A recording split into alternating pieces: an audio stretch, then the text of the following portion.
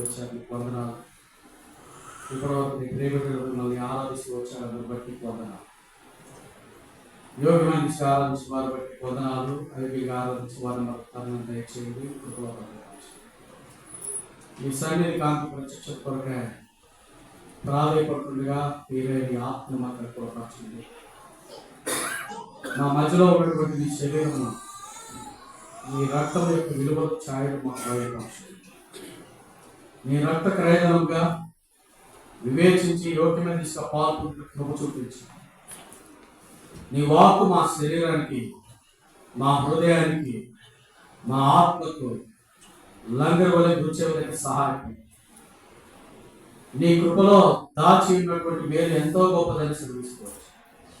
నీ వాక్యాన్ని మాకు నీ కృపాశక్తి సంపూర్ణంగా బయలుపరచు. నీ సన్నిధి కాకు ప్రత్యక్షతలో నడిచి చేరిన వేరు ఏది మాలో బాగుపడినట్టు సరిచేయడం కృప చూపించు. నీ ఆత్మను మధ్య సంచరించు. మా తలపులు గమనాలు సంస్థని స్వాధీనంలో ఉంచు. కానీ కనిపించి కనిపించడం అంధకార శక్తులు చీకటి శక్తులను పారదు. శిలువకు ప్రోక్షంలో మా తండ్రి ప్రేక్షకుడు యేసుక్రీస్తు పరిశుద్ధుడు స్తుతించి ప్రార్థించి అడిగి వేడుకొచ్చున్నాం.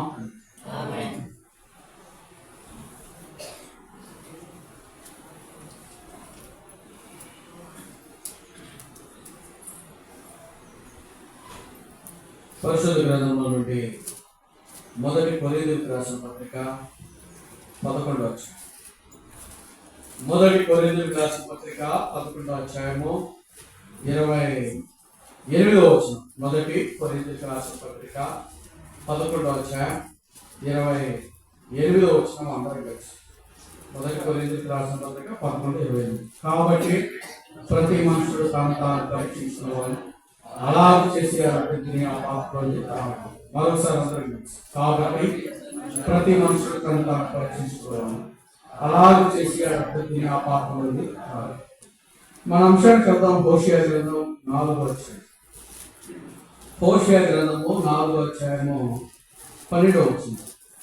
హోషేయ గ్రంథం 4వ అధ్యాయం 12వ వచనం అందరం. హోషేయ 4:12.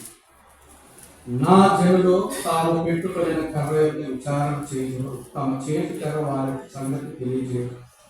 వ్యభిచార మనసు వారిని ద్రోహ తప్పింపగా వారు తమ దేవుని విసర్జించి వ్యభిచరించురు.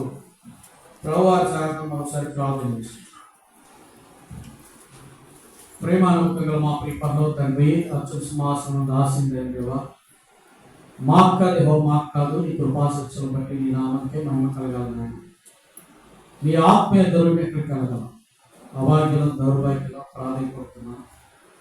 నీ రక్త నిబంధన కలిగినటువంటి ఈ సంఘంలో నీ శరీరము, నీ రక్తం యొక్క విలువలను మాకు జ్ఞాపకం చేయండి. మీరే కృప చూపించి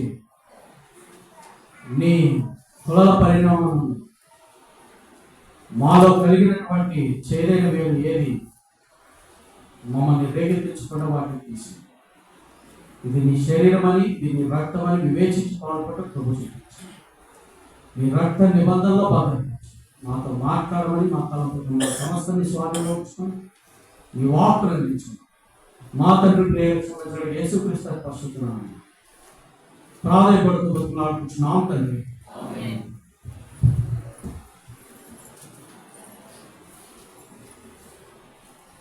హోషేయ గ్రంథం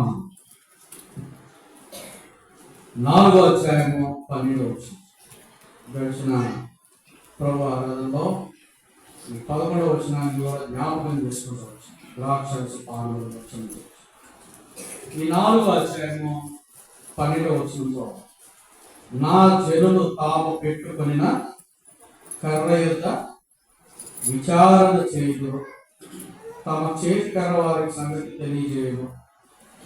ఎవరు బైబిల్లేవా? ఈ యొక్క చదవండి. హోషేయ గ్రంథము 4వ అధ్యాయము 12. హోషేయ గ్రంథం 4:12. నా జనులు తాము పెట్టుకుని కర్ర యొక్క విచారణ చేయదు, తమ చేతి కర్ర వారి సంగతి తెలియజేయదు. విచార మనసు వారిని వారు తమ దేవుడిని చర్చించి వేరేచారు. తాము పెట్టుకుని కర్ర యొక్క నా జనులు. ఇశ్రాయేలు జనాంగానికి ఉడంబడిక ఈ హోషేయ గ్రంథం. ఈ హోషేయ గ్రంథం జ్ఞానాల్లో గడిచిన 2 సంవత్సరాల కాలం నుండి మనం జ్ఞాపకం చేసుకుంటూనే వస్తున్నాం. వీటిలో ప్రభు యొక్క కార్య అభివృద్ధి కలిగినటువంటి మర్మం, దారి ఉన్నటువంటి మర్మం. అందుకే హోషేయ దైవజనుడు ఇక్కడ ప్రాముఖ్యంగా జ్ఞాపకం చేసుకున్నప్పుడు ఆయన ఎవరిని పోలి ఉన్నాడు? యేసు క్రీస్తు ప్రభువుని పోలి. ఇప్పుడు గోమెర ఎవరిని పోలింది? గోమెర ఎవరిని పోలింది? ఎవరిని పోలింది? 2 సంవత్సరాలు ఎక్కడ మైండ్ ఉంటుందో తెలియదు. వాక్యం అవశేషణంగా ఏమైపోవాలా? జీర్ణించుకుపోవాలా, నరాల్లో జీర్ణించుకోవాలి. కానీ వాక్యం గుర్తురాకపోతే ఎక్కడ? ఏమంటాడు? హోషేయనేమో యేసుక్రీస్తు ప్రభువుతో పోలిస్తే, గోమెరుని ఏమంటాడు? సంఘంతో పోలుస్తాడు. సంఘంతో పోలుస్తాడు. దిప్లయుని పోలుస్తాడంటే నష్టముగా పోలుస్తాడు. నష్టముగా పోలుస్తాడు.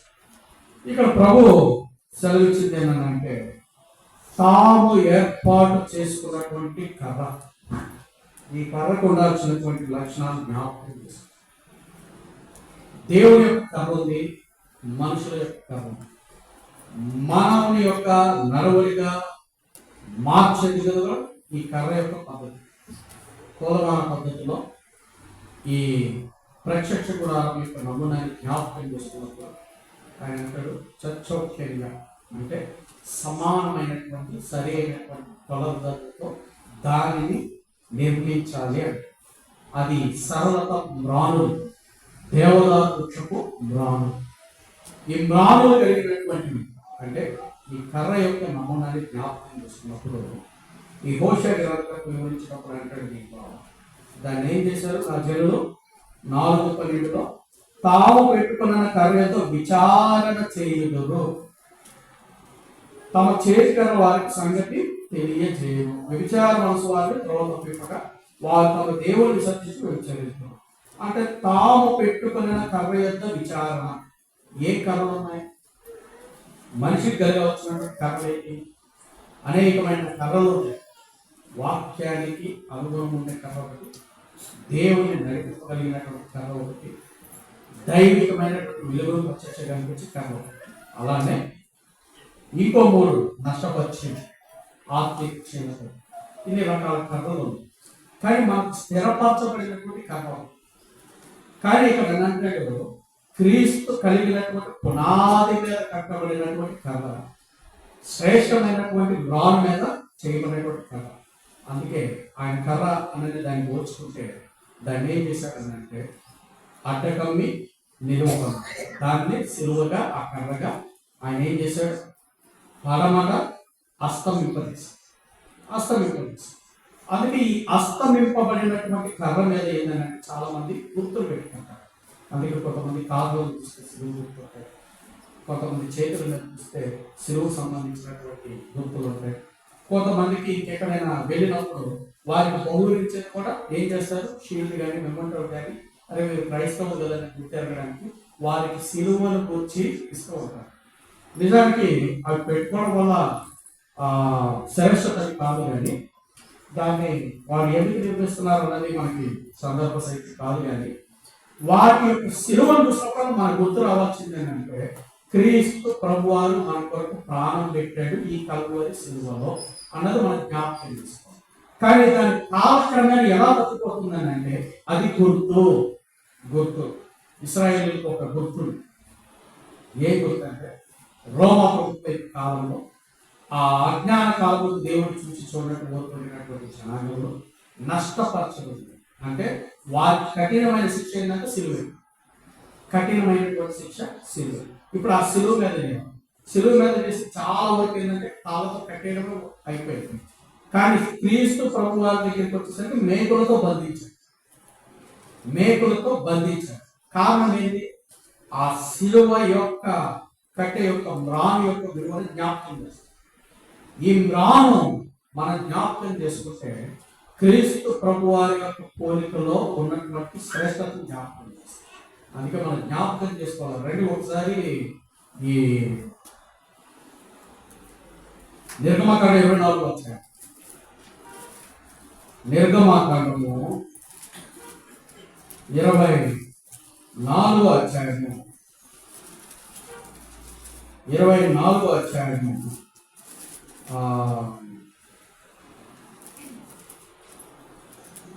6వ వచనం.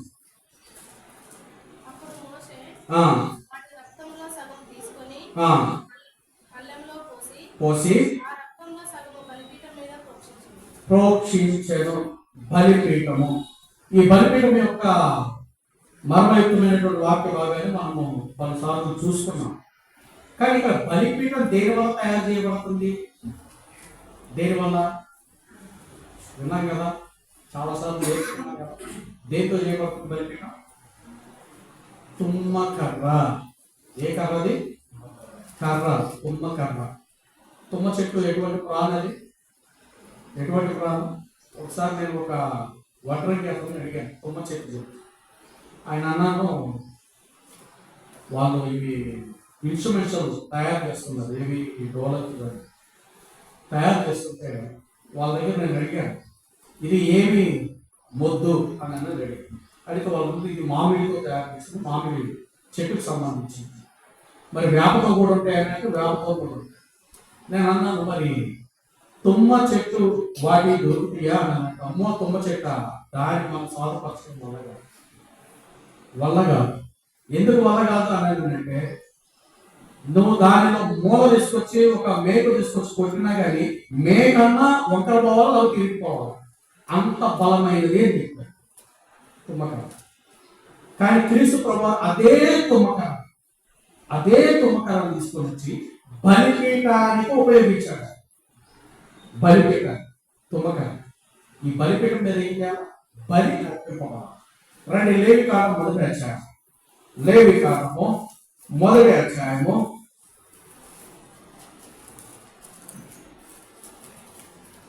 8. ఒకసారి 4 చదువునా, 4 చదివి 8. అతడు దహన బలిగా అర్పించు పశువు తల మీద చెయ్యనొచ్చవాళ్ళు అతని నిమిత్తము ప్రాయశ్చిత్తం కలిగినట్లు అతని పక్షంగా అంగీకరింపబడి. ఇప్పుడు 8 కదా.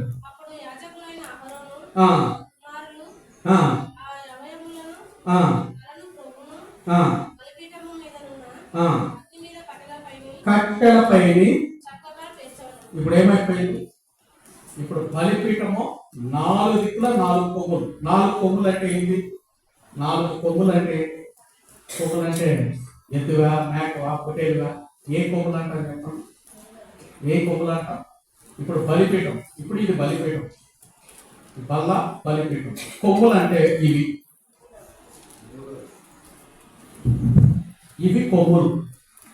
కొమ్ములు అంటే ఇవి. అటు ఇటు 4 దిక్కులు ఈ కొమ్ములు.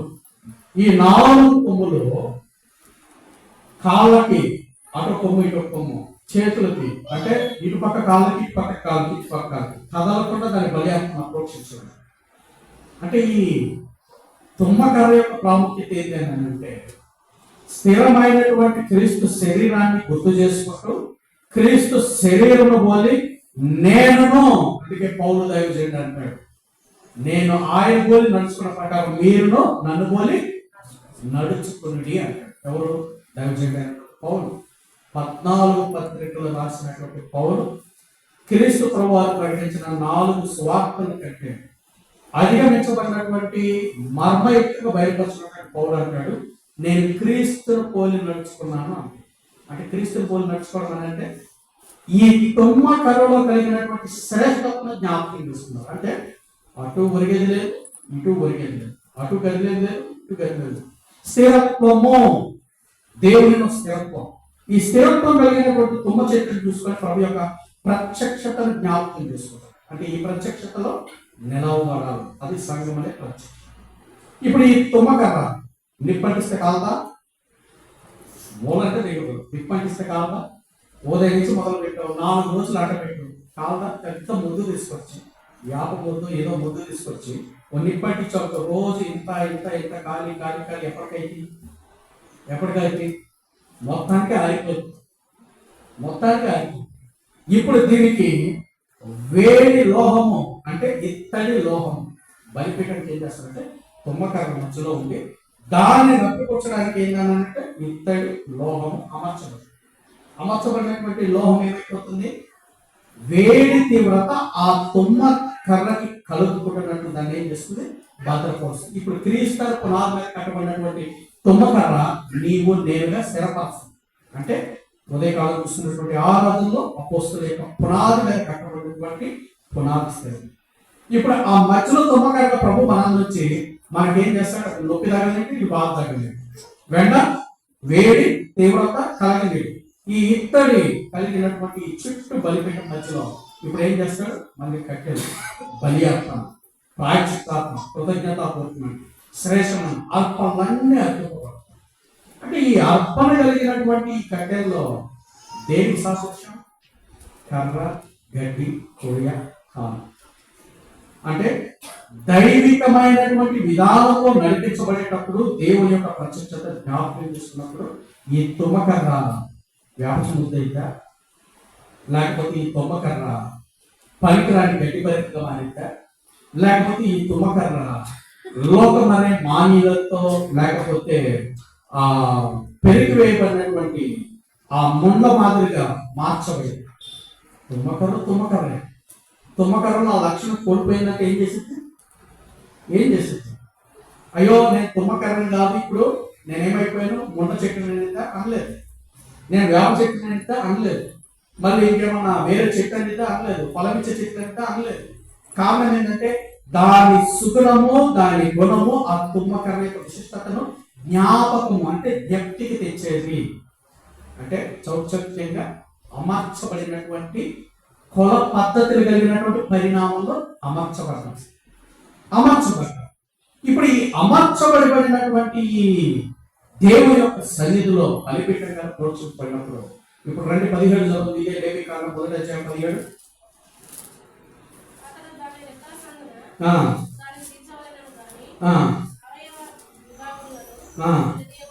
విడదీయకూడదు. యాజకుడు బలిపీఠం మీద అనగా అగ్ని మీది కట్టెల పైన దహింపవలెను. అది ఇంపైన సువాసన గల హోమము. ఇప్పుడు ఏం చేశాడు, కట్టెల పైన నాకు ఎవరో పైన చెప్పాడు అప్పట్లో. ఆ ఊరు వెళ్తే ఆ పల్లెటూరులో అక్కడ ఊరి పెద్ద ఒక ఆయన ఉన్నాడు. ఆయనతో సరే ఆమె వంట వండుతూ ఉంటే కట్టెల పొయ్యి పెట్టి దాని మీద వండుతుంది. నేను అడిగాను, ఏమన్నా గ్యాస్ ఉన్నట్టుంది కదా, గ్యాస్ తొందరగా అవుతాయి కదా, నాకు ఎలక్ట్రిక్ ఏదంటే తొందరగా అవుతాయి కదా అంటే ఆమె చెప్పింది, మా ఇంటి ఆయన ఆ కట్టెల మీద వద్దుతేనే తింటాడు, లేకపోతే ఆ రోజు అన్నమే తెలియదు. మా ఇంటి ఆయన, ఇంటి పెరిమిటి, ఇంటి పెద్ద, ఇంటికి యజమాని ఆ కట్టెల మీద వద్దుతేనే తింటాడు, లేకపోతే తినడు. ఎందుకు తినడు? రుచి మారుతుంది, మాధుర్యం మారుతుంది, శ్రేష్టత మారుతుంది, రమ్యత మారుతుంది. మన సాక్ష్య జీవితంలో కూడా ప్రభు యొక్క కట్టడంలో కట్టబడినప్పుడు ఈ కట్టడ నుంచి వైదొలితే మనకేమైపోతుంది, రుచి పోతుంది, మధురం పోతుంది, ఆత్మీయ నష్టం వస్తుంది. ఇప్పుడు ఈ కట్టె యొక్క స్వభావం ఉంటుంది. ఈ కట్టెకి ఇచ్చే ప్రాముఖ్యత ఏంటంటే ఈ కర్ర ప్రతి వాని కుల పద్ధతి ఇవ్వబడినటువంటి కర్ర. మన జ్ఞాపకం చేసుకుంటే నిర్గమాకాండానికి వద్దాం రండి. నిర్గమాకాండము 4వ అధ్యాయము 2వ వచనం, మొదటి 2 వచనం, 2-3. 4వ అధ్యాయం నిర్గమాకాండం 1, 2, 3. అందుకు మోసే చిత్తగించుము, నన్ను నమ్మరు, వినరు, ప్రత్యక్షం కాలేదందు ఉత్తరమేగా నీ చేతిలోనిది అడిగాను. కర్ర అని ఇక్కడ ఊరు చాలండి. ఇప్పుడు అని అంటాడు కర్ర. ఎవరిచ్చారు? పూర్వం దినాల్లో ఒక్కొక్క చేతి ఒక్కొక్క కర్ర ఉండేది. ఎవరైనా ఇచ్చారా కర్ర? ఎందుకు? ఆ కట్టె దేనికని తీసుకుంటారు? ఆ కట్టెని మీద ఆడుకొని నడవడానికి కానీ జీవించడానికి ఆ కట్టె. ఆ మధ్యకాలంలో ఆ, ఒక విషయాన్ని విన్నాం. అసెంబ్లీలో మీటింగ్ జరుగుతూ ఉంది. మరిచెన్నారెడ్డి ముఖ్యమంత్రి ఉన్నారు. అంతా అయిపోయిన తర్వాత ఎవరో మొత్తానికి ఆయన దగ్గర ఒక స్టిక్ ఉండేది, మరిచెన్నారెడ్డి ఒక కట్టె. ఈయన ఏది చేసినా కానీ ఈ కట్ట వల్లే ప్రతిదీ జయిస్తున్నాడని చెప్పి కట్టె దొంగతనం చేశారు అసెంబ్లీలో కట్టె దొంగతనం చేశారు. ఎక్కడ వీధిలో కాదు, పోలీస్ స్టేషన్ దగ్గర కాదు, ఇంట్లో కాదు, బిర్యానీ పాయింట్లో కాదు, లేకపోతే కూరగాయల షాపుల దగ్గర కాదు, అసెంబ్లీలో దొంగతనం అయింది. సరే కట్టెలు తీసుకెళ్ళాడు. ఇక బయట అన్నాడు, ఆయనకి అది మంత్రదండం, అది ఉంటేనే ఆయన పని చేస్తాడు, లేకపోతే పని చేయడు. ఏం చేయాలా? కట్టెలేదు. ఇంటికి వచ్చాడు. బయటకు వెళ్తుంటే ఒక్కొక్కరు అడిగారు ప్రెస్ వాళ్ళు, ఏం సార్ చాలా మంది అది మంత్రదండం, అది ఉంటేనే మేము పని చేస్తాను, మరి ఇప్పుడు ఆ కట్టెలేదు కదా, మీరు ఏం చేస్తారు, మీరు ఏం చేస్తారు? పత్రికా విలేకరులు ప్రశ్న వేస్తే వాళ్ళు చెప్పారంట, అటువంటి మా ఇంట్లో ఇంకా 100 ఉన్నాయి. మా ఇంట్లో ఇంకా ఎన్ని ఉన్నాయి? 100 ఉన్నాయి. మా తారనాటకు వస్తే ఇంకెన్ని కావాలో అని ఇస్తాను, వచ్చి తీసుకోండి అండి. అంటే ఏంటి? కట్టెలో ఏమీ లేదు, కాకపోతే ఎవరిని ధరించుకొని ఉండాలా? క్రీస్తును ధరించుకొని ఉంటే బలము. క్రీస్తును ధరించుకుంటే బలము. ఆ బలం ఎవరి వల్ల? తుమ్మకర్మ విశిష్టతలో దాచి ఇచ్చినటువంటి ఎత్తడి లోహంగా జరగవచ్చినటువంటి క్రీస్తులో మనం దాగితే అది బలం. మనుషుల వల్ల బలం ఉంటాయా? ఎవరి వల్ల? జీవము గల దేవుని యొక్క సంఘములో ఆయన వేదిక అనుసరిస్తూ నడిచినప్పుడు ఆ బలము మనకి సమకూర్చాలి. ఈ బలములో నీకు నాకు ఏంటంటే దేవుని యొక్క లోహం మనకు కావాలి. అంటే ఈ ఇత్తడి బలిపీఠం యొక్క ఛాయలో ఆయన యొక్క లోహంలో మనం ఏమన్నాం? తుమ్మకరగా ఉన్నాం. తుమ్మకర అటు వంగలేదు, ఇటు వంగలేదు. వేడి తీవ్రత తగలదు, నష్ట తీవ్రత తగలదు. కానీ ఏమైపోయింది? ఇత్తడి కలిగినటువంటి ఆప్త వస్తుంది, భద్రపరుస్తుంది. అందుకే ప్రభు ఏం చేశాడంటే ఆయన దాచి ఇచ్చిన మేలులో నేను నన్ను ఏం చేశాడు? దాచిన హస్తంతో మనల్ని ఏం చేశాడు? భద్రపరుస్తున్నాడు. ఆయన భద్రపరిచేటప్పుడు ఆ భద్రతలో మనం ఏమై కదా? ఆయనను పోలి. ఎట్లా? పిల్లలు కొంతమంది ఉంటారు కదా, ఆట ఆడంటే ఎట్లా ఆడతారు? దాచుకొని ఆడతారు. ఎట్లా దాచుకొని కనిపించకపోతే, ఈ మధ్య మా ఊరు కూడా ఏం చేశారంటే వాళ్ళ అమ్మ ముసుకేయడం అలవాటు చేసింది, బ్లాంకెట్. మొన్న ఏం చేశాడు? ఇక్కడ ముసుకేసుకున్న వాడికి ఎన్నిసార్లు కొట్టినా ఆ బ్లాంకెట్ ఆటం మొదలుపెట్టాడు. మొదలుపెట్టి నన్ను డమే మొదలు ఎన్నిసార్లు చెప్పినా కారణం ఏంటంటే అది ఒక ఆట. కానీ మన నిజ జీవితంలోకి వచ్చేసరికి ఈ తుమ్మకర్ర ఎత్తడి లోహం కలిగి దాని చేత దాగి ఉండాల. గడి బయటకు వచ్చి చూసామంటే ఏమైపోతాయి? మలినము విసర్జింపబడినటువంటి హెయిర్ అంటూ ఉంటాయి. అందుకే ఏం చేయాలి? ఆ ప్రమాదం కలిగినటువంటి అగ్ని మనం తాకుతున్నట్టు మనం ఎక్కడ దాగి ఉంటారా? ఇత్తడి లోహం. కానీ ఇక్కడ నిర్మాణాలు దైవజనుడు 4వ అధ్యాయంలో వివరిస్తాడు.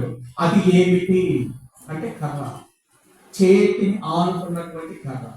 అందుకే ఇశ్రాయేలుతో యాకోబుతో కూడా అంటాడు, నీ చేతిని ఆనుకుని కర్రను ఆనుకొని ఆయన ఏం చేశాడు? పట్టుకొని నిలబడగానే ఆ చేతి కర్ర.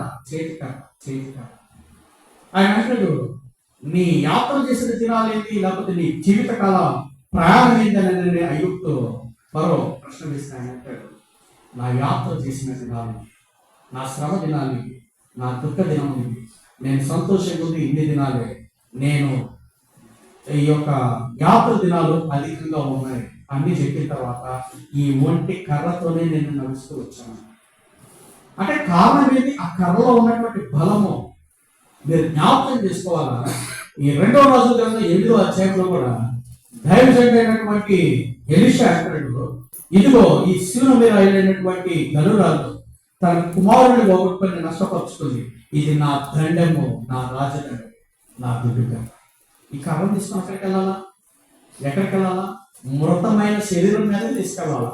మృతమైనటువంటి శరీరం ఆడుకునిద్దా, పాడిద్దా, ఎగిరి గర్తేసిద్దా? లేదు. మృతమే. కారణం ఏంటంటే జీవము కలిగినటువంటి లోహములు దాగి ఉండలేదు. దాగి ఉండకపోవడం వల్ల ఏమైపోయిందంటే అందులో జీవం లేదు. జీవం ఎవరు? ఈ బలిపీఠపు ఛాయ కలిగినటువంటి లోహం, ఇత్తడి లోహం. ఈ లోహం ద్వారా కలగాల్సినటువంటి జీవాన్ని నుండి బయటకు వచ్చినప్పుడు జీవం రాదు. ఇప్పుడు ఆ బిడ్డ దగ్గరికి వెళ్ళి దండం ఎన్నిసార్లు చూపించిన ఇప్పుడు గెహాజీ అనుకుంటాడు, ఆహా నా చేతిలో ఏముంది, దండము దండము దండము దండము దండాన్ని పట్టుకుని ఇటు తిప్పి అటు తిప్పి ఇటు తిప్పి ఊరంతా ఆయన చెప్పాడు. ఒకరికి చూపించద్దు, ఒకరికి నమస్కరించద్దు, ఒకరికి పట్టద్దు. తీసుకున్న ఆ దండ ఎవరి మీద పెట్టాలా, ఎవరి మీద పెట్టాలా, ఎవరి మీద పెట్టాలా? ఆ చనిపోయినటువంటి మృత కళేబరంగా మార్చబడినటువంటి ఆ దేహం ఆ పశువాయి మీద పెట్టాలి. పెట్టాలా? గెహాజీకి ఏముంది, ఎక్కడ ఎవరు వాళ్ళంటే ఇదిగో దండం, ఇదిగో దండం. అడ్వర్టైజ్మెంట్ అంతా అయిపోయింది. ఎక్కడి వరకు వెళ్ళిపోయాడు? నష్టం. నష్టం. ఇప్పుడు ప్రభావం వైదొలిపోయాడు. ప్రభావం వైదొలి. ఈ ప్రభావం ఎలా ఉండాలా? క్రీస్తు యొక్క స్వారూప్యాన్ని ధరించినప్పుడు ఈ ప్రభావం బయలుపరచబడినప్పుడు ఈ ప్రభావ తాకిడిని బట్టి ప్రభులో నింపబడుతున్నామా, వైదొలిగిపోతున్నామా, లేకపోతే ప్రభుని అనుసరిస్తున్నామా, ప్రభుని విడిచిపెట్టామన్నది జ్ఞాపకం చేస్తుంది. అదే సౌఖ్యంగా అమర్చబడినటువంటి కొలబద్ధత కలిగినటువంటి కర్ర, తుమ్మ కర్ర. ఇప్పుడు ఈ దైవజనుడు అంటాడు, ఈ సందర్భాన్ని అక్కడ ఒక పెట్టి ఈ మోషే వరకు వస్తే ఈ కర్ర అహరోను కలిగినటువంటి కర్రని తీసుకొని అక్కడ శ్రేష్టంగా చూపిస్తాం. అది చిగురించింది, ఫలబడుతుంది. ఒక సందర్భంలో అంటాడు, ఈ కర్రే మిగతా కర్రలుగా ఉన్నటువంటి పాములుగా మార్చబడాలని బ్రింగి వేసి. అంటే బలము దేంట్లో ఉంది? దేవుడు చెప్పే వాక్కులు, వాక్కులు. అందుకే దేవుని యొక్క మహిమైశ్వర్యాన్ని జ్ఞాపకం చేసుకున్నప్పుడు ఆయన చెప్పినది చేయాలి. అందుకే ఈ 4 అధ్యాయాల సందర్భంలో అంటాడు, నీ కుడి చేతి తీసుకొని రొమ్ము దగ్గర పెట్టుకో, తర్వాత దాన్ని బయటికి తీదు, తెల్లది పుష్పపదలకే కనిపిస్తుంది, తర్వాత తిరిగి మళ్ళీ రొమ్మును ఆడించుకో, తర్వాత ఏమైపోతుంది? మహిమ కార్యమైనటువంటి శరీరంగా మార్చబడుతుంది. అంటే మచ్చ, రాదు, మలినత కనిపించదు. మీరు జ్ఞాపకం చేసుకోవాలి, ఈ 2వ రాజుల గ్రంథం 5వ అధ్యాయంలో కూడా ఆ నయమాను యోర్దాను నదిలోకి వెళ్ళి 7 మాటలు మునగబడినప్పుడు అప్పటి వరకు ఆయనకు ఉన్నటువంటి చర్మ ఆ తాకిడి, ఆ శరీర బలహీనత, నష్టపూరితం, చాలా అనారోగ్యపూరితంగా మార్చబడ్డాడు. కానీ ఆయన ఎప్పుడైతే 7 సార్లు మునగడానికి ప్రయోగం చేశాడో అది క్రీస్తు యొక్క రక్త క్రయదన విమోచన పరిశుద్ధతలోనే సంతరించబడినప్పుడు, పవిత్రపరచబడినప్పుడు పసిపిల్లల వంటి దేహం, పసిపిల్లల వంటి దేహం. అక్కడ ఆయన ఇచ్చిన సాక్ష్యం ఏంటంటే ఆ సేనాధిపతి నయమాను చెప్పినటువంటి సాక్ష్యం, భూప్రపంచంలోనే ఇటువంటి మహిమ గల దేవుడు తప్ప వేరొకరు లేరు అని సాక్ష్యం ఇవ్వగలిగారు. సాక్ష్యం ఇవ్వగలిగారు. ఎందుకు సాక్ష్యం ఇవ్వగలిగారు? అటువంటి నైపుణ్యత క్రీస్తు రక్తంలో ఉంది. ఇక్కడ ఈ కర్ర యొక్క ప్రాముఖ్యతని జ్ఞాపకం చేసుకుంటే మనుషుల యొక్క కర్ర కాదు. నయమాన్ అంటాడు, నా సిరియా పరిసర ప్రాంతంలో నదులు లేవా, శ్రేష్టమైన లేవా? ఆ కర్రతో పోల్చుకుంటే ఈ కర్ర అంటే ఈ యోర్దాను వంటి కర్ర ఎటువంటిది? ఈ కర్ర యొక్క సౌందర్యం ఎక్కడ? ఆ వాటి యొక్క సౌందర్యం ఎక్కడ? వాటి యొక్క బలం ఎక్కడ? ఆ మధ్యకాలంలో కొంతమంది ఏం చేశారంటే కొన్ని విపత్తుకరమైనటువంటి శుద్ధీకరమైనటువంటి జలమును తీసుకునేది అక్కడ వారు చేయాల్సినటువంటి ప్రక్షాళన పద్ధతుల్ని ఎదుర్కోవడానికి వారు కొన్ని పట్టుకొని వెళ్ళి వాటిని శుద్ధి శుద్ధి శుద్ధి అని చెప్పి శుద్ధీకరించుకొని ఇప్పుడు పవిత్రము అని చెప్తుంది. అంటే లోకపరమైనటువంటి పద్ధతులు, తలాంతులు. వారి యొక్క ఆశ ఏంటనంటే దేవుని యొక్క మహిమను, దేవుని యొక్క ప్రభావాన్ని అధిగమింపబడడానికి ప్రయాసం. కానీ అధిగమించడానికి ప్రభు యొక్క చిత్తం లేకుండా ఏది జరగదు. అందుకే ప్రభు అంటాడు నెబుకద్నెజరు గురించి, నా సేవకుడైనటువంటి నెబుకద్నెజరును మాట్లాడుతూ వచ్చాడు. దాని మీద అంటే ఈ నెబుకద్నెజరు యొక్క ఆయన సేవకుడు ఎప్పుడయ్యాడు? ఆయన పరిస్థితి ఎప్పుడయ్యాడు అంటే ప్రభు తాను ముందుగా ఎరిగి ఏవి నిర్ణయించానో వాటిని సఫలం చేయడానికి మన కాల పరిమితిని బట్టి కొన్ని కర్రలను నిర్మిస్తారు. ఆ కర్రలు ఏమైతే దేవుని యొక్క మహిమను గణపరిచే దిశగా నడిపింపబడాలి. ఒకవేళ దేవుని యొక్క మహిమను భంగపరిచేదిగా మార్చబడితే వాటిని తీసివేస్తాం. అందులో రాజుల గ్రంథాల్లో కోకొల్లలు. దీనికంటే ముందు ఒక సందర్భాన్ని జ్ఞాపకం చేశారు. రండి, ఆదికాండము 38వ అధ్యాయం. ఆదికాండం 38వ అధ్యాయము 18వ వచనం.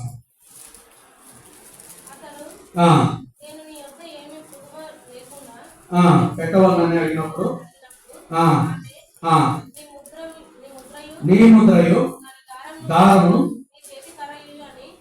చాలండి. నీ చేతి కర్ర. ఇప్పుడు చేతికి ముద్ర వచ్చింది. ఈ ముద్ర తిరిగి మళ్ళీ చేతి కర్ర. ఈ గుర్తులు ఎవరివి అని చెప్తే సులభంగా గుర్తుపట్టచ్చు. ఈ మధ్యకాలంలో ఏం చేస్తారు, ఎవరికైనా గన్ కావాలంటే ఈజీగా ఇచ్చేస్తారు. గన్ కావాలంటే లైసెన్స్ అప్లై చేసి పొలాల లైసెన్స్ నెంబర్ అనేది చెప్తారు. ఆ మధ్యకాలంలో ఒక ఆయన ఏం చేశారంటే వాళ్ళ సినిమా దానికి సంబంధించి కొట్లాటయి కాల్ చేశారు. తర్వాత ఎవరు ఇవి అనేది చూసుకొని అప్డేట్ అయ్యండి చూసుకున్న తర్వాత ఇది పలానా ఇచ్చే లైసెన్స్ అని చెప్పి తీసి పట్టుకోగలిగింది. ఆ దినాల్లో ఈ ముద్ర ఎటువంటిదంటే వారికి కలిగినటువంటి మేకల యొక్క, గొర్రెల యొక్క, లేకపోతే దూడల యొక్క ఆ ప్రశస్తత కలిగిన విశిష్టమైన సంపద కలిగిన వారికి ఒక ముద్ర, రాజరికం కలిగినటువంటి త్రాడు కలిగినటువంటి ముద్ర, అవి యూదాకి ఇవ్వబడ్డాయి. సందర్భం అది కాదు, కాకపోతే ఆ కర్ర కలిగినటువంటి ప్రాముఖ్యత చెప్తున్నా. నేను నీకు మేక పిల్లలు పంపించాలంటే దానికి బదులు ఏమి ఇవ్వాలా? నీ ముద్ర కలిగినటువంటి యుగంలో, అంటే ఆ త్రాడుతో పెట్టినటువంటి దండం కలిగినటువంటి కర్ర. ఈ కర్ర యొక్క ప్రాముఖ్యత ఏంటి? నిజానికి దాని తర్వాత వారం ఆయన అంటాడు, తన స్నేహితులు కూడా పంపిస్తే సరే పోనీ వదిలే, ఇంకొక కర్ర తెచ్చుకో. కానీ అన్నిటికి మించినటువంటి కర్ర కాదు ఈ శ్రేష్టమైన కర్ర, దేవునితో నడుచుట నేర్పించే కర్ర. అందుకే ఈ జ్ఞాపకం తీసుకున్నప్పుడు మనందరూ తెలిసిన భాగం 23వ కీర్తన దుడుకర రాజధాని మండలి తీయండి. 23వ కీర్తన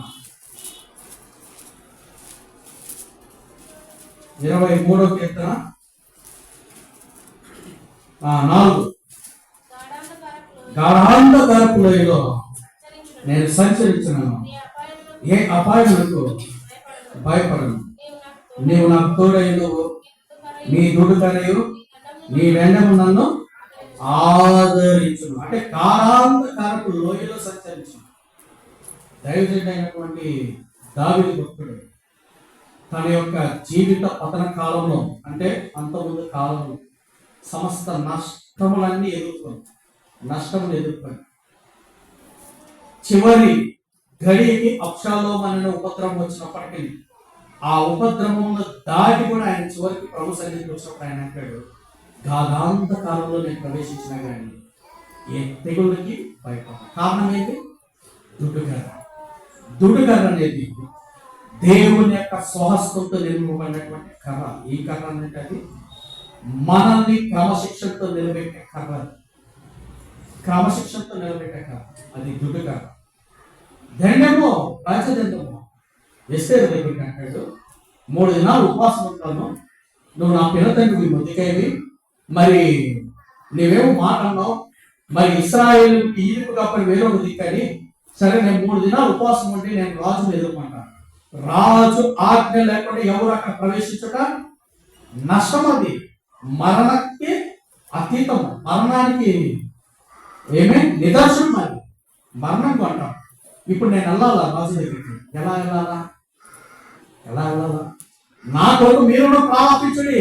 3 దినాలు నేను ఉపవాసం ఉన్నా, మీరు ప్రారంభించు. ఇప్పుడు ఉపవాసం ఉండి కలిపెట్టి వెళ్ళింది. ఇప్పుడు రాజుకి ఏమైపోయింది? ఆమె చూడగానే ఏం చేయింది? ఏం కలిగింది రాజు చూడగానే? దయా. దేవుని దయ ఎందును, మనుషుల దయ ఎందును వర్ధిల్లి ఎదుగుచుండెను. ఎవరి గురించి రాయబడ్డాయి? ఎవరి గురించి? బైబిల్లో 3 గురించి రాయబడ్డాయి. నాకు తెలిసి, మీకు తెలిసి ఎంతమందో తెలియదు. 3 పేర్లు ఏదో చెప్పండి. చాలా సార్లు చెప్పారు. ఒకటి యేసుక్రీస్తు ప్రభువారు, రెండోది సమూయేలు, ఇంకొకటి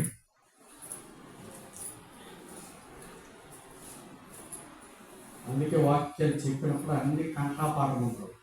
కంకణం ఎక్కడ ధరించుకోవాలి, అక్కడ విద్యోగం వస్తున్నారు. ధరించుకోవాలి. ఎందుకు ఈ వాక్యాల గురించి చెప్పండి.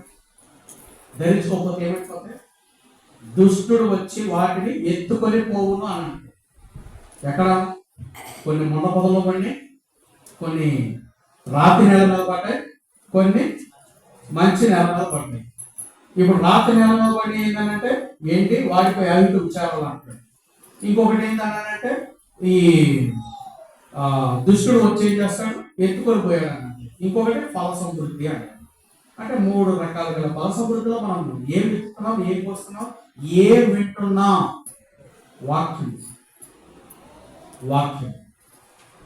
ఇప్పుడు అంటాడు అపోస్తల కార్యం 8వ అధ్యాయంలో గారడీ చేయవాడి సందర్భం కొంత కనిపించింది. గారడీ చేయవాడికి ఒక సందర్భం కనిపించింది.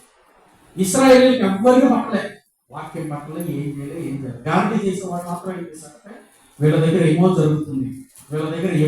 ఏం జరుగుతుంది? గారడీ వాడికి ఏం జరుగుతుంది? ప్రేరేపింపబడినటువంటి పరిశుద్ధాత్మ కలిగినటువంటి కార్యం వాళ్ళు ఏం చేస్తున్నారంటే ఉచ్చాటన చేస్తున్నారు. ఏంటి? స్వస్థ కానీ లేకపోతే ఏదైనా మహిమకరంగా కానీ అలా చేస్తుంటే దేవుడి యొక్క తలాంత కనిపిస్తుంది. గారడీ వాడు ఏం కనిపెట్టాడు అక్కడ? ఇదేదో కొత్త వైద్యం, ఇది భూత వైద్యం, ఇదేదో కొత్తగా నేర్చుకుంటే నాకు రాబడి బాగా ఉంటాయి. ఏం రాబడి ఉంటాయి? ఇప్పుడు ఏదైనా ఉన్నాయనుకో, వ్యాపారాలు ఉంటాయి. ఒక్కొక్క వ్యాపారంలో ఒక్కొక్కటి. ఇప్పుడు కొత్తగా ఒక వ్యాపారం చేశారనుకో, దీంట్లో లాభం ఉందనుకో, ఏం చేయాలా? దీన్నే మనం కూడా ఆరంభిస్తే మనకి ఇంకోటి. గాంధీనగర్లో ఫిబ్రవరి దగ్గర ఒక ఆమె కూరగాయలు పెట్టుకుంది. ఆమెను చూసి ఏం చేసిందంటే పక్కన ఇంకో ఆమె ఒక 6 నెలల్లో ఆమె చిన్న ఒక కార్పెట్ ఒక లెక్కన పక్క ఒకటి వేసి సిమెంట్ బోతాల లెక్కన దాని మీద కుప్పలు పెట్టాను. తర్వాత బండి వచ్చింది. బండి నుంచి 2 బండ్లు అయింది. 2 బండ్ల నుంచి 3 బండ్లు అయింది. 3 బండ్లు ఒక దాని మీద టమాటాలు వేసింది, ఒక దాంట్లో కూరగాయలు, ఇంకో దాంట్లో కూరగాయలు, ఆకుకూరలు, అవి అన్ని 3. ఏమని చూసి ఇంకో ఆమె చేసిందంటే ఇంకొక దుకాణం. ఆమెది అయిపోయింది. ఇప్పుడు 2 అయిపోయారు. ఇంకొంచెం ముందుకు వెళ్ళగానే ఇంకొకరు. ఇప్పుడు అక్కడే దగ్గర ఒక 6-7 షాపులు అయిపోయాయి. అంటే లాభం వచ్చే చోట వృద్ధి అయిపోతుంది కదా. ఇది శరీర రీతిగా మనకు కలిగేది. దీని సంగతి మనం పక్కగా. ఈ గారడీ చేయవాడు దేని మీద దృష్టి పెట్టాడు? ఆత్మీయత మీదనా, విశ్వాసత మీదనా, మోకాల జీవితం మీదనా, ప్రార్థన జీవితం మీదనా, దేవుడి సన్నిధిలో కలిగిన పునాది కట్టబడ్డాక దేని మీద ఆశ పెట్టాడు? ఆ కృపావరం మీద నేను పొందుకుంటే నేను ఎవరికి డబ్బులు ఇస్తానో వారు, లేకపోతే ఎవరు నాకు డబ్బులు ఇస్తారో వారు పొందుకునేటట్టు చేద్దాం అనుకున్నాడు. కానీ దైవజనుడు అంటాడు, ఏంది? సర్వ కపటము కలిగిన వాడ. అది ఈ గుర్తించలేనటువంటి మర్మయుక్తంగా మార్చబడ్డాయి. కానీ ఆయన ఏమన్నాడు? సందర్భ సహితంగా చెప్తాము, దానిని దృష్టి నిలిపి. మనమేమనంటే ఆ వాక్యం మీద దృష్టి నిలవాలి, ప్రార్థన మీద దృష్టి నిలవాలి. మనకెప్పుడు లోకము, అహిక, విచారాలు, వాటి మీద దృష్టి ఎక్కువ. ఆయన అంటాడు, దీనివల్ల ఏంది, ఫలము ఏంది. ఆ ఫలం పొందుకోవడానికి మన ప్రాయశ్చిత్తార్థమైనటువంటి ఫలం ఇది. అందుకే ఈ ఫలం పొందుకునే విషయంలో కట్టబడిన పునాది మీద వేయబడినటువంటి మహిమని జ్ఞాపకం చేసుకోవాలి. అందుకే 3 దినాలు కనిపెట్టి ఆ రాజు దగ్గరికి వెళ్తే, రాజు అంటే అర్థం హర్షడు రాజు దయపుట్టెను. ఇప్పుడు దేవుని యొక్క రాజదండ్రుల దగ్గరికి వెళ్తే మనల్ని చూస్తే ఏంటంటే కరుణకు గుర్తుగాను, ఇంకొకటి ఆయన ప్రేమకు గుర్తుగాను, ఇంకొకటి ఆయన సన్నిధికి గుర్తుగాను ఉండాలి. ఇది రాజదండము. దుడ్డు కర్రేంటి? త్రోవ తప్పుతాం, వాక్య వెలుగు తప్పుతాం, ఆత్మీయతను తప్పుతాం, లోక బానిసత్వం ఉంటాం. అప్పుడు అంటాడు సమూయేలు చెప్పినప్పుడు 3 సార్లు సమూయేలు విన్నాడు. సొలొమోను అనుకుంటాడేమో, నేను అనుకుంటా ఒకసారి నాకు అనిపించేది ఏమన్నానంటే, ఓహో సమూయేలు మూలపుత్రుడు కదా, మరి సౌలు కాలంలో ఉన్నాడు, దావీదు కాలంలో ఉన్నాడు, అందుకని సొలొమోనుకు తెలిసి సొలొమోను కూడా ప్రభా నాతో కూడా 3 సార్లు మాట్లాడతావా, 3 సార్లు మాట్లాడతావు ప్రయత్నం చేసి ఉండొచ్చు. నాకు అనిపించింది ఒక్కొక్కసారి. బహుశా అందుకనేమో సొలొమోనుకి ప్రభు 3 సార్లు మాట్లాడాడు. ఎవరు మాట్లాడాడు? నువ్వు త్రోవ తప్పుతున్నావు, జాగ్రత్త. ఒకటి కడచేవి, రెండోది లోకపరమైనటువంటి ఏంటి ఏర్పరుచుకున్న కర్రని వారు ఏంటి విగ్రహముగా మార్చుకుని అన్నారు. హోషేయ గ్రంథం 4 ఇక్కడ మన 12లో జరిగినాడు. మరణ గొప్పపడ్డారు. తర్వాత 3వ తరుణం ఏంటి? తన భార్యలు అతనిని త్రిప్పివేసింది అన్నారు. అంటే 3 రకాల నష్టంలో కూలిపోయినప్పుడు ఇప్పుడు ఈ 3 నష్టాన్ని అధిగమించాలంటే ఏం చేయాలా? వెలుపలకి వచ్చి ప్రభు యొక్క సన్నిధిలో ఆ కోల్పోయిన లోహం చుట్టగా ఉన్నటువంటి ఆ ఇత్తడి లోహంలో నువ్వు సమకూర్చబడాలి. అంటే ఎక్కడ సమకూర్చబడాలి? తుమ్మకర్రలో సమకూర్చబడాలి. ఇప్పుడు సమకూర్చబడుతుంటే ఏమన్నాడు? దుడ్డుకర్ర పనిచేస్తుంది. ఈ దుడ్డుకర్ర ఏం చేస్తుంది? ఒక దెబ్బ కొడుతుంది దేవుడు. ఒకసారి చెప్తాడు, రెండోసారి చెప్తాడు, మూడోసారి చెప్తాడు, 4వసారి ఏంటా చిన్నగా ఓరకట్ట అంటాడు. ఇట్లా తగిలి తగలనట్టు అంటే పోయి 10 లక్షలు బిల్లు కట్టేసి వస్తాం. 10 లక్షలు బిల్లు కట్టేసి వస్తాం. అర్థం కాదు. దేవుని దుడ్డుకర్ర యొక్క విలువ అంత బలమైంది. అందుకే మీ అందరూ చెప్పేది ఒకటే, చాలా మంది ప్రభువా నీ మహిమను కనపరచు, నీ ఆత్మను చూపి. దీనికంటే నా సజెషన్, నా ఆలోచన, ముందు నరకం ఎలా ఉంటుందో ఒకసారి చూపి అని ప్రభు అడగ. అడిగితే దేవుడి విలువేదో మనకు తెలుస్తుంది.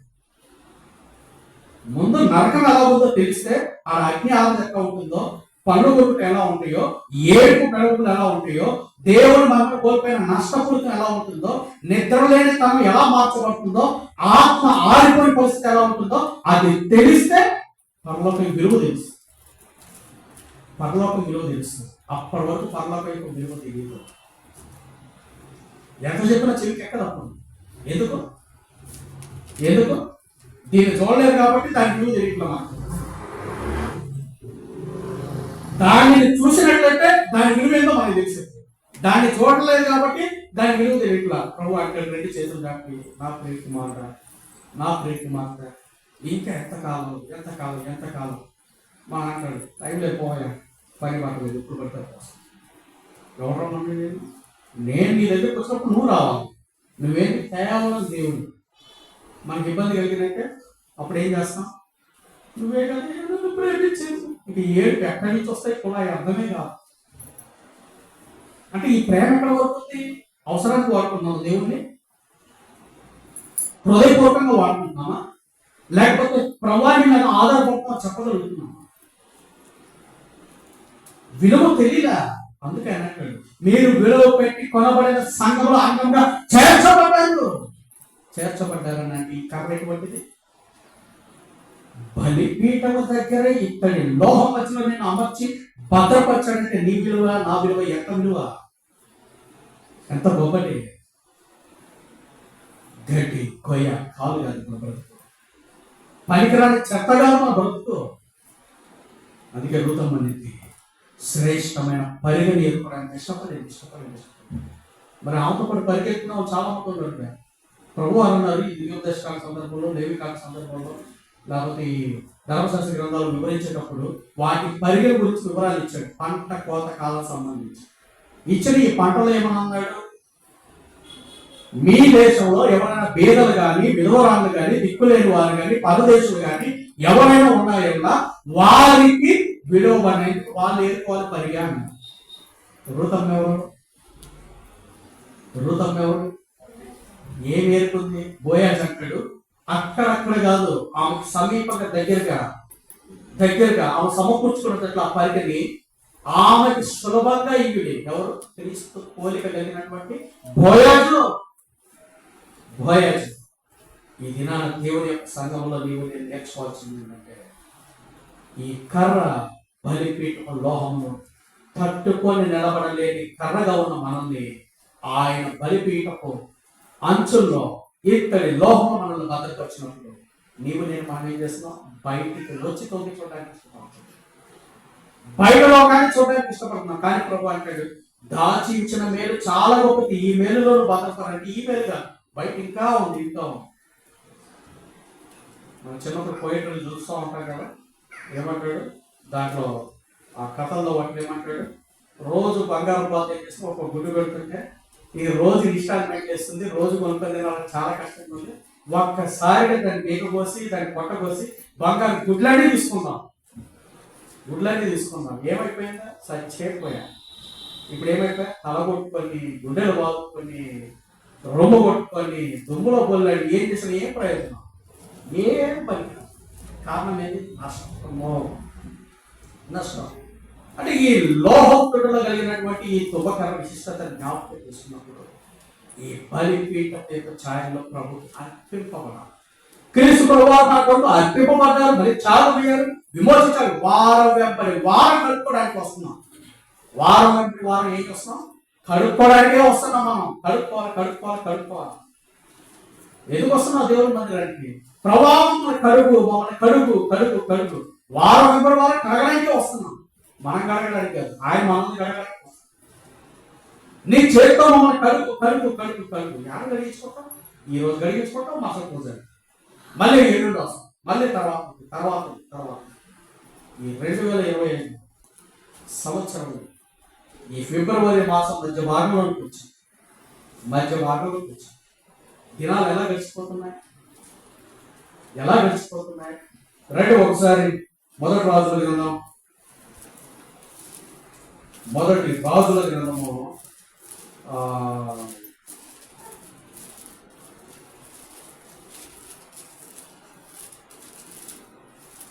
5వ అధ్యాయం, 5వ అధ్యాయం మొదటి వచనం చదవండి. ఫస్ట్ మొదటి వచనం తర్వాత 6వ వచనం చదవండి. మొదటి రాజుల గ్రంథం 5వ అధ్యాయం మొదటి వచనం. తర్వాత తూరునకు రాజైన హీరాము తన తండ్రికి బదులుగా సొలొమోను పట్టాభిషేకం పొందినని విని తన సేవకులను సొలొమోను వద్దకు పంపెను. ఏలైనగా హీరాము ఎప్పటికీ దావీదుతో స్నేహంగా ఉండెను. తర్వాత 6-7 చదవండి. 6-7 వచనాలు. లెబానోనులో దేవదారు మనులను నరికించుటకై నాకు సెలవిమ్ము, నా సేవకులను నీ సేవకులను కలిసి పరిచయులు. మ్రాణులను నరుకుటేందు సీదోనీయులకు సాగైన వారు మాలో ఎవరూ లేరని నీకు తెలియను గనుక నీ ఏర్పాటు చొప్పున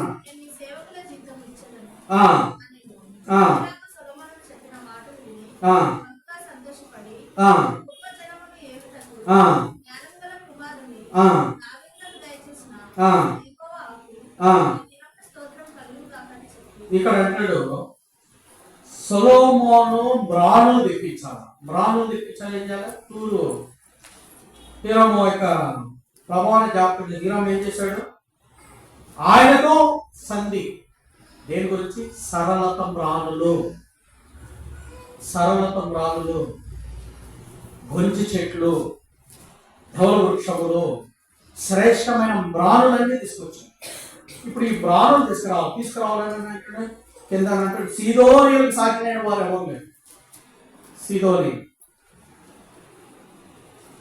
అంటాడు తూరు సీదోను పట్టణమా?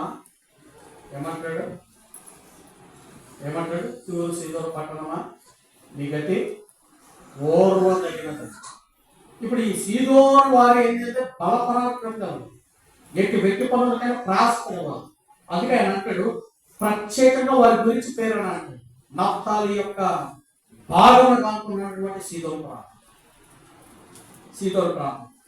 ఇప్పుడు వారిని అంటాడు ఈ బలము సరళత ప్రాణులు, ఒక్కొక్క ప్రాణుల్ని సమకూర్చుకొని ఎక్కడికి తీసుకురావాలా? యెరూషలేముకి తీసుకురావాలి. ఇప్పుడు మనలో ఉన్నటువంటి ఈ ప్రాణులు మనం సరి చేసుకోండి. ఎక్కడికి రావాలా? ఈ మహిమ గల దేవుని యొక్క సన్నిధిలోకి రావాలి. దేవుని సన్నిధిలో ఏమంటాయి?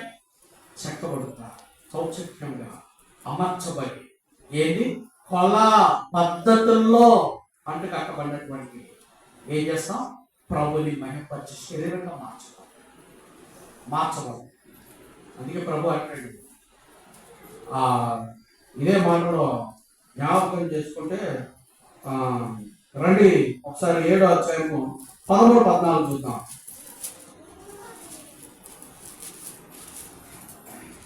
రాజైన సొలొమోను తూరు పట్టణంలో నుండి హీరాము పిల్లను అప్పించెను. ఇతడు నప్తాలి గోత్రపు విధురాలి కుమారుడై ఉండెను. తూరు పట్టణపు వాడకు ఇత్తడి పనివాడు. ఎవరి నైపుణ్యత, ఎవరి నైపుణ్యత, ఇత్తడిలో నైపుణ్యత ఇతని తండ్రికి. బెసలేలు కంటాడు, నేను బాగా ఎరుగుతున్న బెసలేల్ని. ఎందుకు? పని నైపుణ్యత. వారి పని నైపుణ్యత బట్టి ప్రభు గుర్తున్నాడు. ఇప్పుడు ఈ పని నైపుణ్యత ఎవరి వల్ల వచ్చింది? దేవుని యొక్క స్వారూప్యం ద్వారా వచ్చింది. ఆ క్రీస్తు యొక్క రక్తంలో నీవు నేను కడగబడడానికి, సమూహంగా సంఘంగా ఆయన బల యొక్క చేర్చబడడానికి ప్రభు మనల్ని వచ్చింది.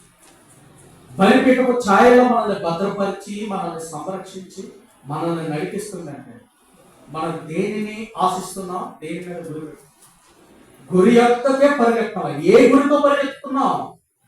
ఏ వాక్యపు వెలుగులో పరిగెత్తుతున్నాం? దేవుని కూర్చున్నటువంటి భక్తి లాభం. దేవునిలో నింపబడితేనే ఆత్మీయత. దేవునికి వెలుగుతుంటే ఎన్ని వాక్యాలు చెప్పిన ఏం ప్రయోజనం? ఎన్ని మాటలు చెప్పిన ఏం ప్రయోజనం? దేవుని ఆత్మ చప్పుకున్నది దేవుని యొక్క హృదయము లేకుండా మనం బైబిల్ అంతా చెప్పడం ఏముంది? గడిచిన బైబిల్ పట్టణంలో కూడా అబ్రహాం సందర్భాన్ని జ్ఞాపకం చేసుకున్నప్పుడు కూడా కొన్ని విషయాలను ప్రభు మనం బయలుపరుచుకోవచ్చు.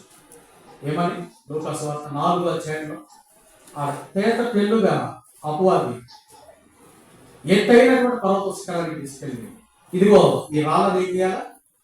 రొట్టెలుగా చేసుకున్నాం. ఆ ద్వితీయోపదేశ కాలంలో అంటాడు, ఆయన జీవాహారాన్ని గురించి వివరించి, వాటి యొక్క ఫలసమృద్ధి గురించి వివరించడానికి బాగా తీసుకొచ్చి అక్కడ వివరిస్తుంది. మళ్ళీ ఇంకొకటి అంటాడు, ఇదిగో ఇంకేంటి, ఆ శిఖరం మీద నుంచి ఏం చేయాలా? నువ్వు దూకుము, దేవదూతలు వచ్చి నేను పట్టుకొందురా అంటాడు. ఎక్కడ 91 కీర్తన, ఎక్కడ ద్వితీయోపదేశ కాలము, ఎక్కడ ప్రవచనానుసారమైనటువంటి 4 సువార్తలు, ఎక్కడ మాకు అంటే అపవాది వాక్యం తెలుసా? తెలీదా? వాక్యం తెలుసా? తెలీదా? వాక్యం తెలియదు ఎవరికి? ఎవరికి? మనకే తెలియదు. దానికి తెలిసిన వాక్యం మనకి ఎవరికి తెలియదు. అది వివరించి చెప్పిందంటే ఏ వాక్యం ఏమవుతుందో మనకే అర్థం. మన బైబిల్ ఎత్తుకొని, మొబైల్ పట్టుకొని ఎత్తి సెర్చ్ చేసినా కానీ మనకు అర్థం కాదు. అంత అవివేక తత్వంతో నింపబడుతున్నాం. కానీ దేవుని యొక్క గుణమును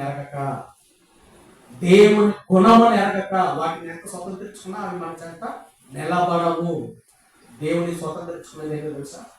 మోకాళ్ళ జీవితం, ప్రార్థన జీవితం, వాక్యం తేదీగా మారినటువంటి పరిశుద్ధత. అదే మీకు పలుమార్లు చెప్పాను, మరోసారి గుర్తు చేస్తాను. మొదటి ఆదాము దేవుని యొక్క క్రమాన్ని మర్చిపోయాడు, నష్టపరుచుకున్నాడు ఏదైనా నుంచి. అది ఒక 6, మొదటి 6. రెండవ 6 కడపటి ఆదాము క్రీస్తు ప్రభువారి స్వరక్త చేత కడగబడి విమోచించి సంఘములో అంగముగా చేర్చబడినటువంటి 6. ఇప్పుడు ఎన్ని 6 లైన్? 2 6 లైన్. మొదటి 6 ఎవరు? మొదటి 6 ఎవరు? 6 అంటే ఇక్కడ లేదు బ్రెయిన్, మైండ్ ఇక్కడ పని చేయకుండా ఎరగబోయింది. ఇంటికి వెళ్ళిందా? లేకపోతే ఇంకెక్కడైనా శంషాబాద్ మార్కెట్కి వెళ్ళిందా? ఎక్కడికి వెళ్ళింది? మొదటి 6 ఎవరు? ఆది ఆదాము. ఎవరు చెప్పండి? ఆది ఆదాము. ఆయన స్వతహాగా తెచ్చుకున్నటువంటి నష్టమును బట్టి దానివల్ల పాపము, శాపము లోకమును ఏలెను. ఇప్పుడు రెండో ఆదాము ఎవరు? కడపటి ఆదాము. ఎవరు? రెండో ఆదాము కడపటి ఆదాము. ఎవరు పోతే లింపిట్లా కొద్దిసేపు అయితే ఇంటికి వెళ్తే అన్నం తినచ్చు, కొంచెం బలం తెచ్చుకోకపోతే తిన్నా టిఫిన్ మళ్ళీ గుర్తు తెచ్చుకోండి. రెండో ఆదాము ఎవరు? కడపటి ఆదాము. ఆయన నజరేయుడు క్రీస్తు ప్రభువారు. ఆయన రక్తంలో విమోచన క్రయధనం, మొదటి ఆదాము వల్ల వచ్చిన శాపము, దోషమును తీసివేసినటువంటి కడపటి ఆదాము. ఇదే 66 పుస్తకాలు కలిగినటువంటి పరిశుద్ధ గ్రంథం. ఈ ఇద్దరు చాలు మనకి. మొదటిది పాపము, క్రయధనము, పశ్చాత్తాపము. రెండోది విమోచన క్రయధనం కలిగినటువంటి ఈ 66 చాలు. 3, 6 మనకొద్దు. అబద్ధ క్రీస్తు 666 ముద్ర లేని వారికి ఏమైతే no ration. Financial issue, health issue, ఎక్కడికి వెళ్ళినా కానీ నో ఎంట్రీ. ఆ 6 మనకొద్దు, 666 మనకొద్దు, 66 మాత్రమే కావాలి. 66 పుస్తకాలు కలిగి పరిశుద్ధ గ్రంథం, 66 కలిగినటువంటి క్రీస్తు ప్రభు మాత్రమే కావాలి. ఈ 66 పుస్తకాలు ధరించుకుంటే చాలు. 666 6 ఇంకో 6 పట్టుకొచ్చామనుకో చాలా కష్టం. అందుకే దీన్ని అంటాడు 2వ అధ్యాయం వాటి సందర్భాల్లో వివరించినప్పుడు ఆయన అంటాడు, యోహాను సువార్త 2వ అధ్యాయం సందర్భాల్లో, కానా పెళ్లి విందు 6 రాతి బాణలు, 6 మానవుని సంఖ్య ప్రకటన వివరిస్తూ వచ్చాడు. మొదటి 6, రెండో 6 చాలు. మనకి అక్కర్లేని 6 కోసం మనం ప్రయాసపడదు. అక్కర్లేని 6, ఆ 6 దగ్గరికి వెళ్ళామనుకో అంత నష్టమే. మొదటి 6 ఆది ఆదాము, పాపం చేత అపరాధం చేత చచ్చిపడి ఉన్నాం, మొదటి ఆదాము. రెండోది కడపటి ఆదాము, క్రీస్తు రక్త నిబంధనల విమోచన క్రయధనం. ఈ 6 మాత్రం మనకి చాలు. 66 చాలు. ఆ 66 ఈ 66 పుస్తకాలు కలిగిన పరిశుద్ధ గ్రంథం. 66 పుస్తకములు కలిగిన పరిశుద్ధ గ్రంథం. ఈ 66 చాలు. వేరే 6 కోసం ప్రార్థన. అక్కడ మలినం ఉంది, మద్యం ఉంది, లోకపరమైనటువంటి తత్వం ఉంది, వేషధారణ ఉంది, కపటం ఉంది, వాక్యం నిండి ఉన్నామనే భ్రమపరిచే తత్వం అంతా అక్కడ ఉంది. 6తో మనకు మనకు కావాల్సిన 66 మాత్రమే. ఈ 66లో దేవుని యొక్క మహిమను ధరించుకొని దేవుని పోలికగా జీవించి ఆయన అపాతను నడిపించాలని సంపాదించుకొని, ఇదిగో ఆయన విరువైనటువంటి శరీరం, ఆయన కార్చిన రక్తము దీని ఛాయలో ప్రవేశిస్తే చాలు. అది బలిపీఠపు లోహట ఇబడి ఉన్నటువంటి తొమ్మకరపు సాదృశ్యం. ఇటు సాదృశ్యాన్ని జ్ఞాపకం చేసుకోవాలి. రండి, మొదటి కొరింథీయులకు రాసిన పత్రిక 11:27 చదవండి. మీరందరూ నేను పంపుతాను. మొదటి కొరింథీయులకు రాసిన పత్రిక 11వ అధ్యాయం 27 మీరందరూ చదవండి, నేను పంపుతాను.